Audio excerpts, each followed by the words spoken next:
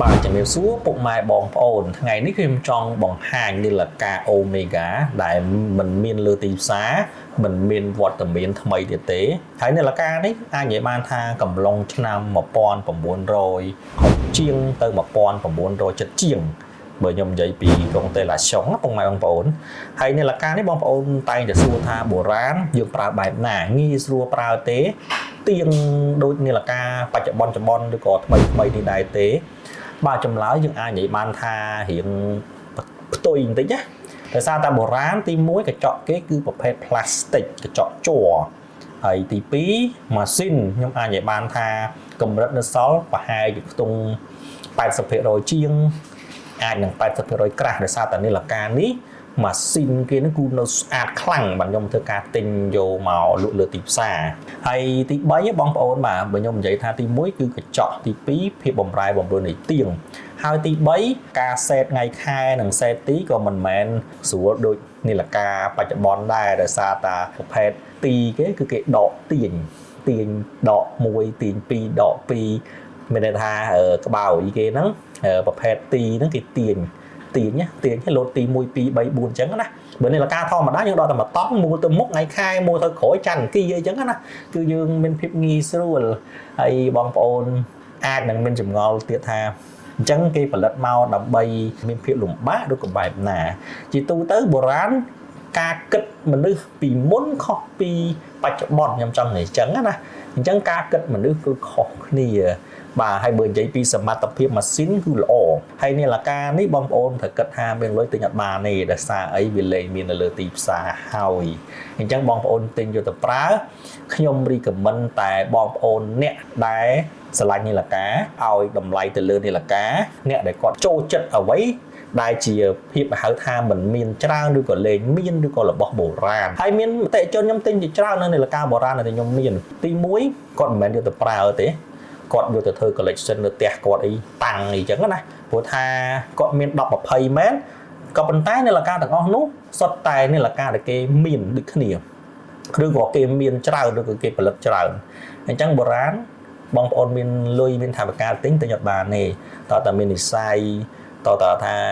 យើងចៃដន្យណាបាទយើងអាចទិញយកមកប្រើបានហើយនាឡិកានេះពុកម៉ែបងប្អូនខ្ញុំចង់បញ្ជាក់ថាកលេចតែមើលម៉ាស៊ីនណាអូយស្អាតណាបើខ្ញុំនិយាយថាបុរាណ 80% ជាងគឺសមរម្យហីអត់អាច 90% ជាងដូចនាឡិកាថ្មីបានទេព្រោះធម្មតាភាពបំរែបំរួលនៃសារធាតុមួយបើតែមានការប្រែប្រួលហើយបើនិយាយពីអាយុវិញបងប្អូនគិតមើលទៅអាចចន្លោះប្រហែលជាចង់ចូល60ឆ្នាំអីដែរលើហើយអញ្ចឹងយើងអាចនិយាយបានថាការថែទាំរបស់ម្ចាស់មុនណាគឺមានភាពថែទាំខ្លាំងហើយប៉ុណ្ណឹងពុកម៉ែបងប្អូនហើយនាឡិកានេះគឺនៅស៊ីនទាំងអស់ហ្មងបើខ្ញុំនិយាយថាទូបាទកញ្ចក់នេះគឺកញ្ចក់ជ័រហ្មងកញ្ចក់គឺនៅស៊ីនទៀតនៅ original របស់គេបាទហើយសម្រាប់អីវ៉ៃផ្សេងខ្សែទីទូទៅគឺយើងដូរឲ្យខ្សែហើយសម្រាប់ក្បាលរុយនេះគឺក្បាលរុយមាសតែម្ដងខ្ញុំធ្វើថ្មីបើក្បាលរុយ original គេវាសឹកវាជាប្រភេទជាលក្ខណៈខ្ចប់ពេលជំនាន់មុនក្បាលរុយមួយអត់ទាន់ធ្វើនៅផ្លាទីនទេគឺគេធ្វើនៅប្រភេទហៅថាឡាកេក្បាលរុយអាក្បាលសារ៉េនេះគឺគេធ្វើប្រភេទជាឡាកេឬក៏ប្រភេទខ្ចប់មាសអញ្ចឹងបងប្អូនប្រើអាចខ្ទង់30ឆ្នាំគឺក្បាលរុយហ្នឹងគឺខូចបើមិនខូចរងក្នុងទេក៏វាខូចអាជាតិខ្ចប់ហ្នឹងចេញស្ពាន់ដែរខ្ញុំចង់និយាយអញ្ចឹងណាហើយដោយសារតាខ្ញុំបាទគឺមានបច្ចេកវិទ្យាទំនើបក្នុងការធ្វើក្បាលរុយគឺខ្ញុំធ្វើនៅក្បាលរុយមាសហើយយើងបាញ់ laser នៅ Omega តែម្ដងបាទយើងមានការកែតិចតួចដើម្បីឲ្យបងប្អូនយកទៅប្រើទៅមានភាពងាយស្រួលបើបងប្អូនយកទៅប្រើបាទសភាពមួយខែលៀងតិចតួចផងកញ្ចក់ជ័រផងហើយចូលទឹកទៀតបងប្អូនប្រើអត់កើតទេអញ្ចឹងអ្វីដែលសំខាន់បងប្អូនទិញយកទៅប្រើបានតែបើឲ្យថាទៀងខ្ញុំនិយាយពីភាពទៀងវិញមួយខែអាចលៀងតិចតួចមិនថាទៀងដោយប្រភេទម៉ាស៊ីនថ្មីឬក៏ជំនាន់ក្រោយទេក៏ប៉ុន្តែដូចខ្ញុំបានបញ្ជាក់អញ្ចឹងបងប្អូនអ្នកដែលស្រឡាញ់នាឡិកាអ្នកដែលគាត់ចង់បាននាឡិកាបុរាណគាត់ក៏ឃើញគឺគាត់នឹងតាក់ទងមកភ្លាមអញ្ចឹងបងប្អូនចាប់អារម្មណ៍ទេនៅក្រុងតេឡាសុង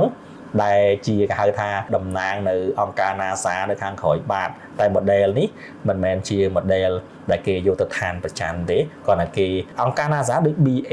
Omega អញ្ចឹងចង់និយាយអញ្ចឹងណាអញ្ចឹងគឺគេតំណាងគ្នាទៅវិញទៅមកអញ្ចឹងពុកម៉ែបងប្អូនចង់បានកុងតេឡាស្យុងនាឡិកានេះខ្ញុំបានថាជានាឡិកាកម្រ